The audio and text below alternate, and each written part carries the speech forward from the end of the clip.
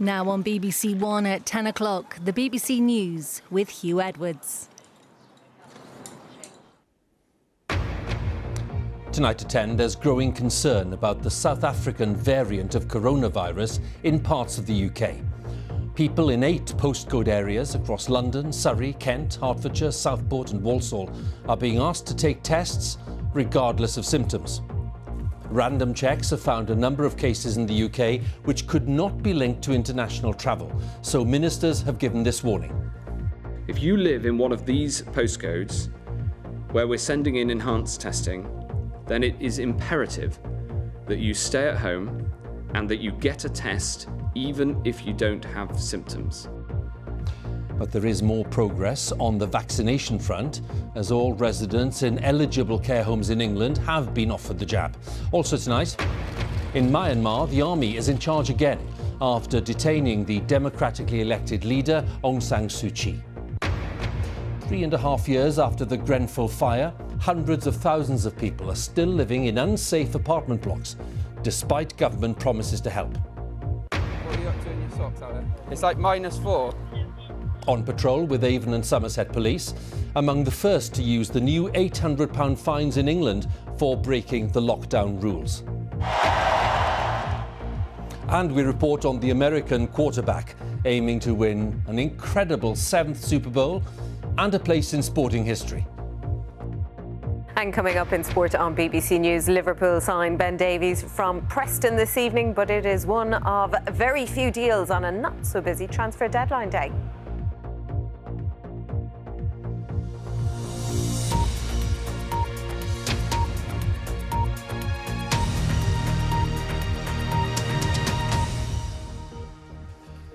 Good evening. There's growing concern among health experts about the South African variant of coronavirus after random checks found a number of cases in the UK which could not be linked to international travel. The Health Secretary for England, Matt Hancock, said authorities across the UK would have to come down hard on this variant. Around 80,000 people in England will be offered urgent tests. Now, door-to-door testing will be carried out in the affected areas. Certain postcodes in London, the West Midlands, Hertfordshire, Kent, Surrey and Merseyside. Mr Hancock urged people in these postcode areas to stay at home unless they absolutely have to leave to get a COVID test. Health officials are confident that the current vaccines will be effective against the South African strain, but probably not as effective as they are against the others. Our health editor, Hugh Pym, has the latest details. New mobile testing units have moved into some communities in England, part of a drive to track the spread of the South African variant of the virus. All this after a handful of cases were discovered which could not be linked to arrivals from South Africa or other countries. Around 80,000 people aged 16 and over in 8 areas, most in the southeast of England and one in the West Midlands, have been asked to take tests regardless of symptoms. Positive cases will be analysed to see if they're caused by the variant. If you live in one of these postcodes where we're sending in enhanced testing, then it is imperative that you stay at home and that you get a test even if you don't have symptoms. This is so important so that we can break the chains of the transmission of this new variant, and we've got to bring this virus to heel. How confident are you that the existing vaccines in use will be effective against the South African variant? So 3 of the vaccines that have been used to date in trials have shown that they've been effective against the South African variant. We expect all other vaccines to have a similar level of effectiveness, particularly in reducing hospitalisation and death. There's speculation the vaccines might have to be adjusted to cope with new variants. It is unlikely that people would have to start again, much more likely that it would be a booster shot, a bit like the annual flu vaccine. Local councils like Woking have been sent home testing kits. Officials have been preparing to distribute them as fast as possible. The aim now is to contact as many households as they can. What we're doing is mobilising over 100 volunteers to go out and knock on residents' doors in a defined geographical area with letters and testing kits with a request that they carry out a test themselves, and then we'll come and collect it. So this is about identifying how far the South African variant has spread within the community. In the areas being targeted, like Hanwell in West London, local people have been urged to take extra precautions, with a call for them to minimise social contact, as well as getting a test as soon as they can. Officials say the variant doesn't make people sicker than the original strain, but it can spread fast, and that's what they want to stop. Hugh Pym, BBC News. We'll talk to Hugh in just a moment. Let's have a look at the latest government figures.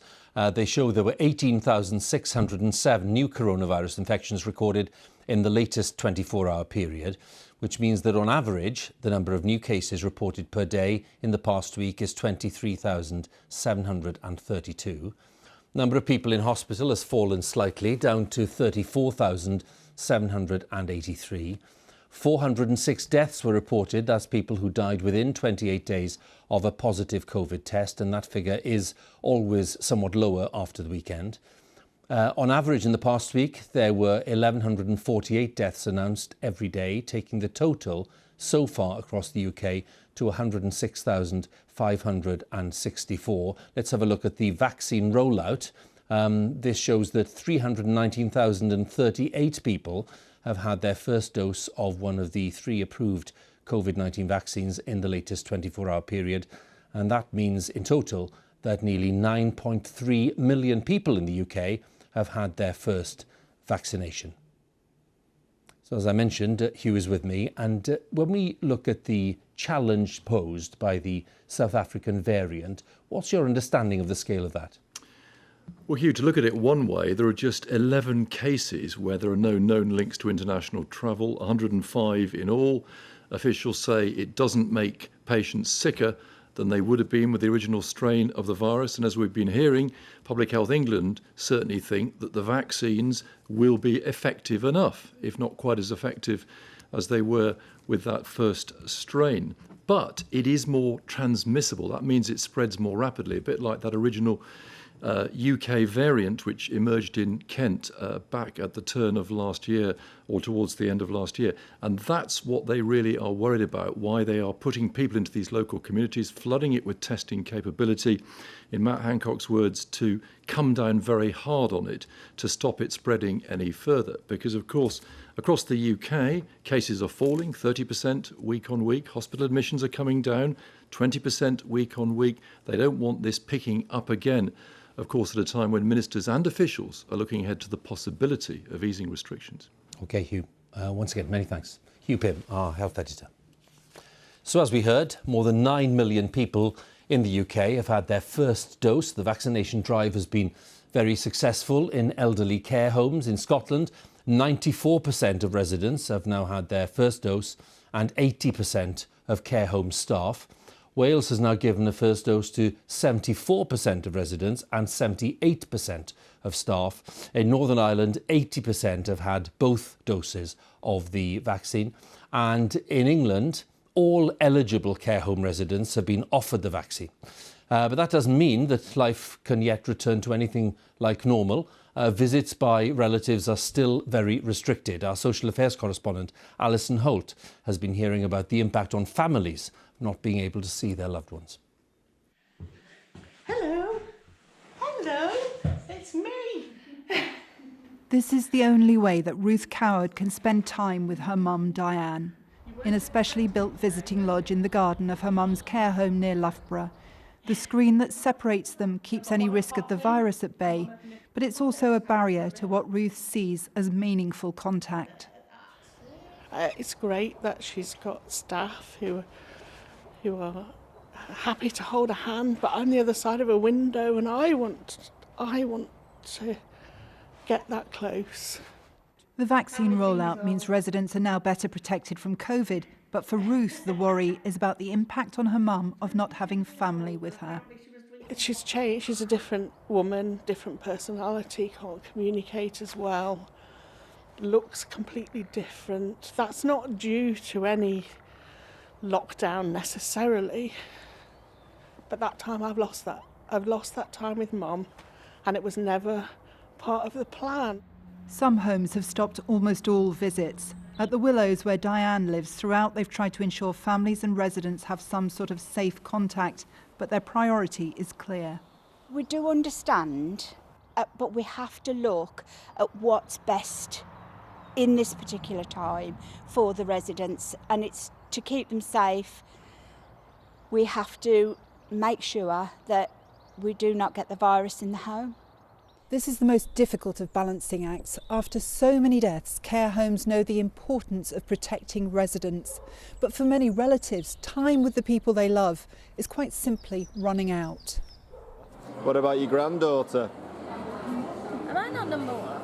Here Elsie Lamb is surrounded by the next 3 generations of her family.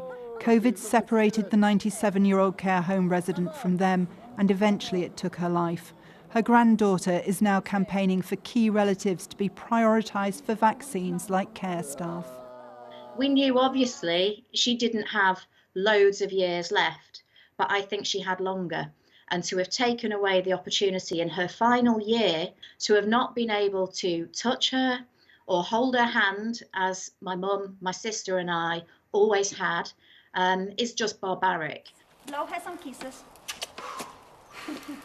Vaccines offer important hope in care homes, but for many families, spending proper time together still feels a long way off. Alison Holt, BBC News, Loughborough.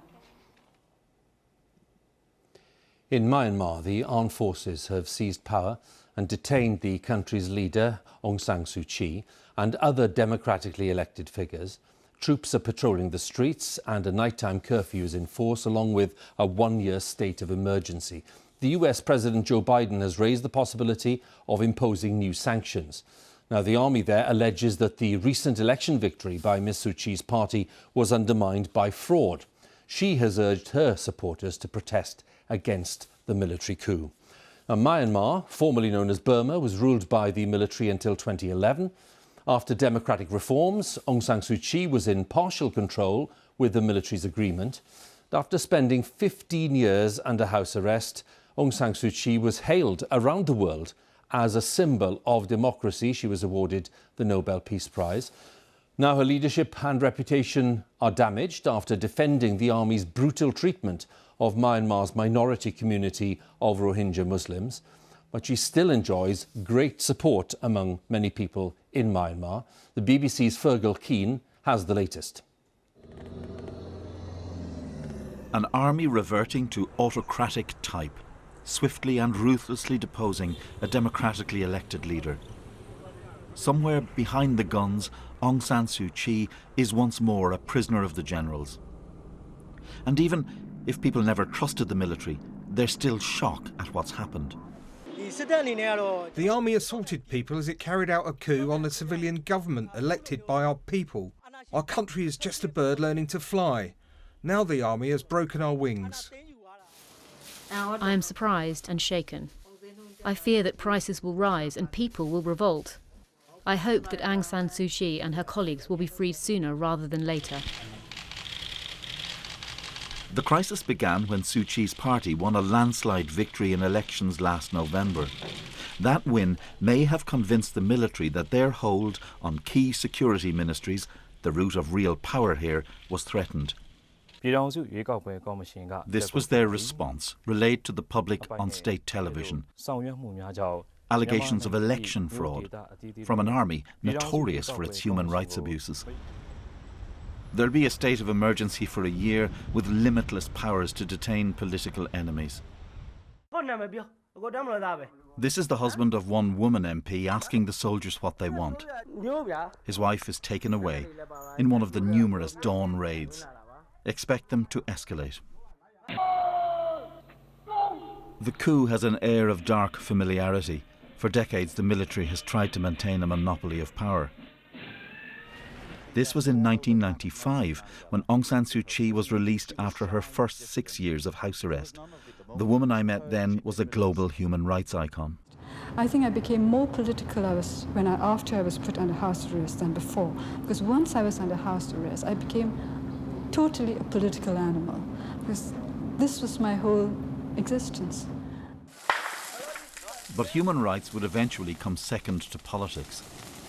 3 years ago, by now sharing power with the military, Aung San Suu Kyi defended generals accused of genocide against the Rohingya Muslims, even appearing for the defence at a war crimes trial in The Hague. Do you ever worry that you will be remembered as the champion of human rights, the Nobel laureate who failed to stand up to ethnic cleansing in her own country? No, because I don't think there's ethnic cleansing going on. For Western powers, the issue isn't about a personality, but the principle of democracy in Myanmar. And tonight, President Biden threatened renewed sanctions on the military.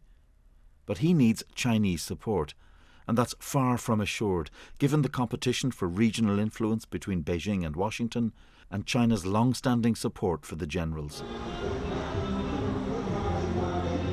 The army's supporters were on the streets today, but the cheers won't echo for long.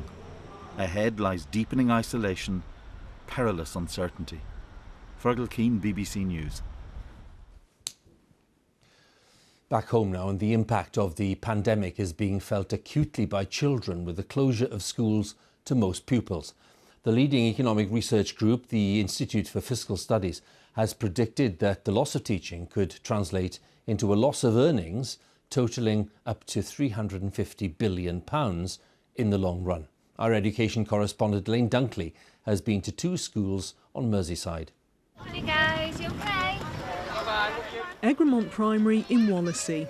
Morning gorgeous, you okay? A school at the heart of the community. Morning. This is an area which has high levels of deprivation.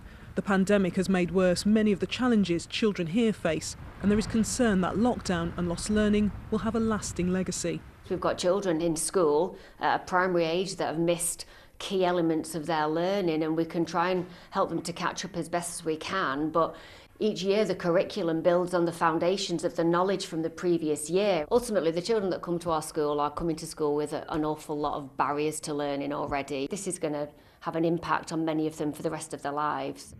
School life is very different now. Part of our PE curriculum is live lessons with the children.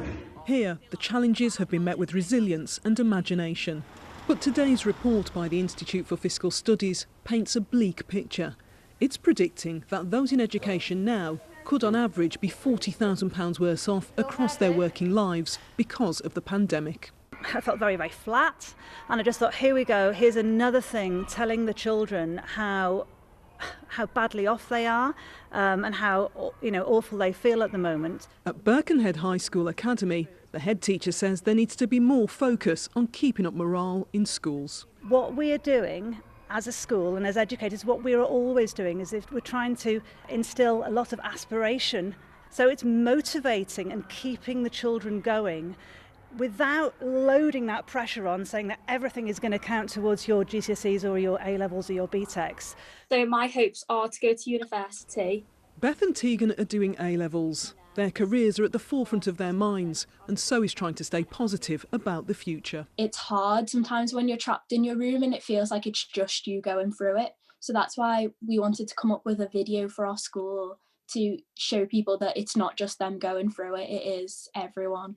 What I'd say to people is just take every day as it comes, take it as an opportunity and just try and live a happy and positive life, and hopefully soon we will be back to normal. The government says it's investing over £1 billion in an education catch-up fund. There will be hard times on the horizon for a generation whose education has been disrupted by the pandemic. One of the biggest challenges is ensuring optimism for the future. Elaine Dunkley, BBC News. Still on the pandemic, this weekend saw the introduction of the new £800 fines in England for anyone attending a house party with more than 15 people. People gathering to socialise in private homes has become a major cause of rule breaking during the lockdown. Our Home Affairs correspondent June Kelly went out with Avon and Somerset Police, one of the forces which has immediately started using the new powers. For some, the weekend is still party time. Turn the music off. No one's going anywhere, yeah? Until the police arrive equipped with body-worn cameras and stronger powers. Yeah? You're not going anywhere. Buddy, turn it off. Let's have the lights on now. Because this party breaches the 15+ rule, individual students here in Bristol are given notice that they are now facing the new £800 fine. We're quite near. Where are you, mate? Yeah, not far. Avon and Somerset Police has a special team dealing with lockdown enforcement. Yeah, we'll put our body cams on now. Stat 6 at the address, please. They've been told there's a gathering in this flat. Hello, it's the police. An 80-year-old man in this block has recently died of COVID, and neighbours are concerned. Are you aware of like the regulations at the moment and what's going on? Yeah, obviously, yeah. Yeah? So you just thought? Yeah, it was stupid, yeah. Okay. The man living here seems to be cooperating. Meanwhile, it appears his guests have left via a balcony at the back with a 40-foot drop. Yeah, he is. He's got no shoes on. One of them is found. What are you up to in your socks out here? It's like -4. I think you've potentially been breaching the regulations. It's just a bit odd that you're going for a walk with your socks on. Here, fewer than 15 people were involved, so in this case, the fine is £200. We obviously want the public to call in. Policing in the pandemic is different. People may think, oh, we'll bend the rules a little bit, have a mate round, 2 friends round, nobody will know. We're all human. We don't enjoy going telling people that they can't see their mates or, have parties or, spoil these special occasions. However, like Faz has said, everyone's got to make sacrifices at the moment. This was another student party broken up by the team. Ministers hope that even the most hardened rule breakers will decide that the new £800 fine is too much to pay for a night out. June Kelly, BBC News, Bristol. Well, the Prime Minister Boris Johnson said today that people will be living with COVID for a while to come, suggesting again that the lifting of restrictions looks to be some weeks away. Nearly a month into the latest lockdown and the dark and cold winter months, how are people coping? Our correspondent Alex Forsyth sent this report from the Cotswolds. COVID has quietened the usually bustling market town of Moreton in Marsh. We were last here in May, the end of the first lockdown in sight. Now, restrictions weigh heavy again. Back then, things seemed a little brighter. Now the mood, for some, has turned with the weather. Last spring, Anna's teenage sons kept busy with Xbox and bike rides. This time round, they're finding it much harder. Because last time you could go out in the sun and do other stuff, but now just sit inside all day. Also, I got GCSEs this year, so it's proper serious now. It's been a year without having to be able to get into just a big group of friends for all of us. That's going to take its toll, I think. Yeah. In town, Ria's hair salon has been closed for the best part of a year. During the past 2 lockdowns, she kept busy, but this time, like many, she's struggling. The first time round, I was a bit like, well, I've never had a really long break from work, so let's just try and enjoy it. The second time round, it was only a month. I had a plan. I filled it the whole time. But this time round, it's really hard to get motivated. The weather's not good. It's hard to get out. I think everyone's just flat. There is hope, with vaccines happening at pace and more details due this month of a plan, at least, to ease restrictions when safe. But for now, in the nearby village of Broadway, volunteers have been keeping the community going, saying now there's more demand for emotional support. The third lockdown is harder for people. They're starting to say they're feeling trapped. There's a different sort of emotional toll taking place. I think people feel more lonely, and there's a lot more uncertainty of what we should be doing, where and when, and how, and when it's going to end. But definitely want to chat more when you're dropping off. You definitely feel that they need that just a little bit of reassurance. These are crucial connections, a helping hand, a comforting chat for those at home. They're suffering from isolation and not seeing people and not knowing when it's going to end. But though Jill and Barry have been shielding without seeing their children for a year, they're staying positive. Because there's nothing we can do about it, just get on with it. Got to get on with it. Since last spring, communities have stuck together. And while the idea of a quick fix might have faded, there's still hope of some normality soon. Alex Forsyth, BBC News. 3.5 years after the Grenfell Tower fire, hundreds of thousands of people are still living in unsafe apartment blocks, despite ministers pledging £1.6 billion to fix the problems with fire safety. Tonight, MPs have been discussing the cladding crisis in a debate that was called by Labour, but dozens of Conservative MPs also expressed their concern about the government's handling of the crisis. Our correspondent Sarah Corker has more details. Dangerous cladding being removed in Salford today. This work is being paid for by government funding, but across Britain, thousands of flat owners are still living in flammable homes, including Jake, who was one of those watching today's debate. This is going to bankrupt hundreds of thousands of people potentially. What I'm also hoping for as well is that government step up to the plate and understand that we can't pay these bills. These bills will be forced on us.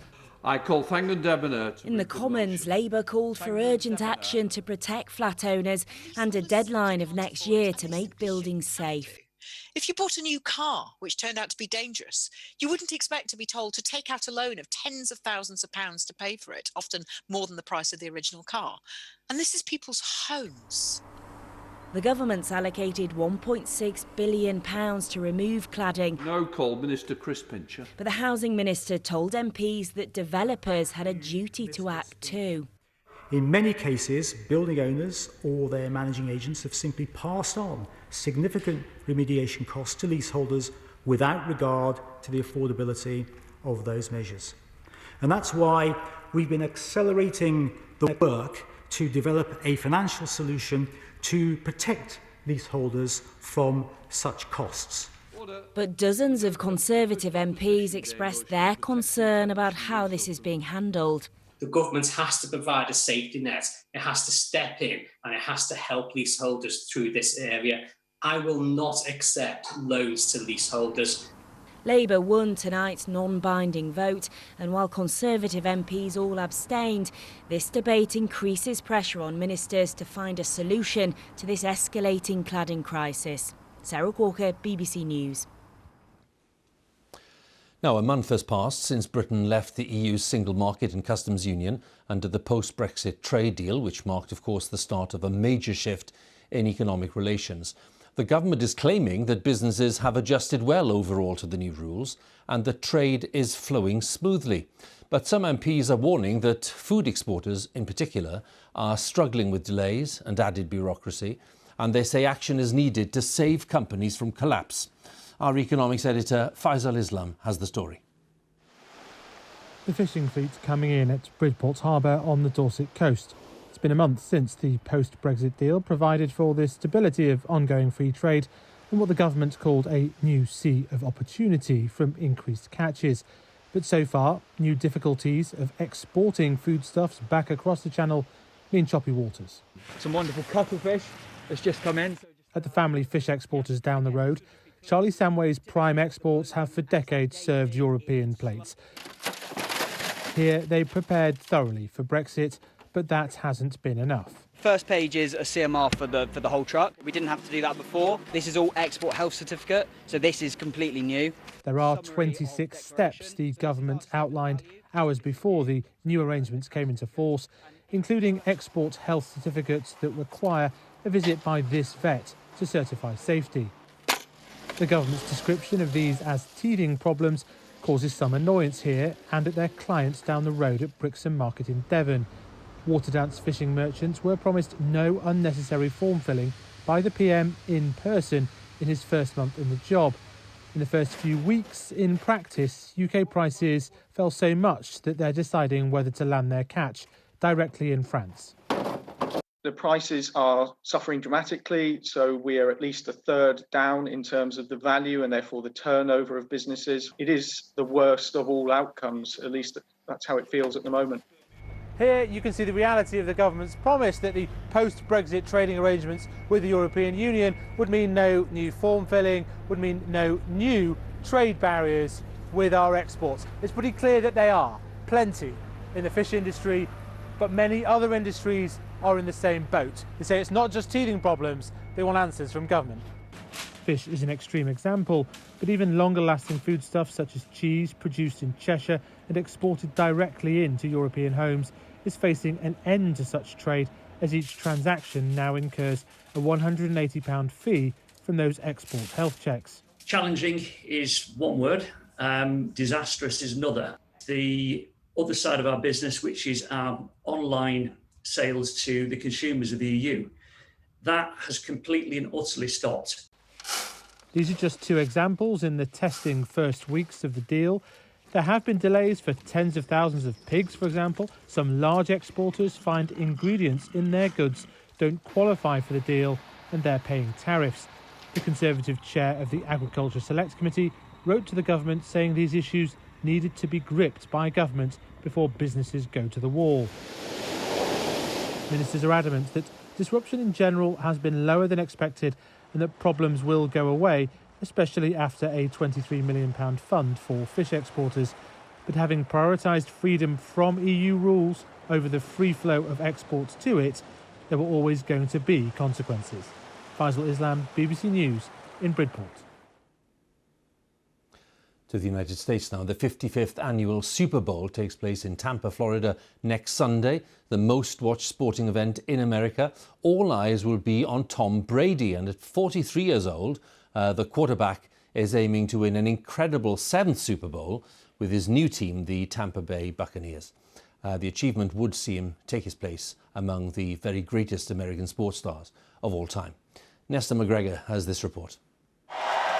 21 years in a league where the average career is just over 3. Brady got the touchdown. Now a record 10 trips to the Super Bowl, aiming for win number 7.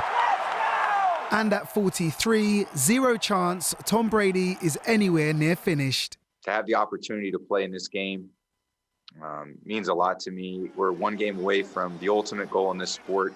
And I've been a part of that ultimate goal 6 other times. So they've all meant something a little bit different to me in their own way. And it'd just be cool to accomplish it this time. Luck and staying relatively injury-free has played a part in Brady's journey, but he also reportedly spends over £1 million a year hiring a team who monitor everything from his sleep to his diet and exercise program. You see pictures of him on vacation with his shoulder pads doing drills. He takes no days off, and there's a reason you see him back in the Super Bowl. It's all the work he does in the offseason. Revered but not always loved, he's often mentioned in the same breath, but never superseding the likes of Michael Jordan, Tiger Woods, Serena Williams and Muhammad Ali. A win on Sunday could change that. In Brady's way, Super Bowl defending champions the Kansas City Chiefs, led by 25-year-old Patrick Mahomes, tipped as the successor to Brady's throne. It's really hard to bet against Tom Brady. He's been here 10 times, and he's been here 10 times for a reason. So he's obviously proven that he's a fantastic player and the greatest quarterback we've ever seen. COVID means limited fans in the stadium. Bars and restaurants will also be closed. Jostling for position on the sofa could test family relations to see Brady versus Mahomes, the game's past, present and future. Nesta McGregor, BBC News. That's it from us. Now BBC One, it's time for the news where you are. Have a good night.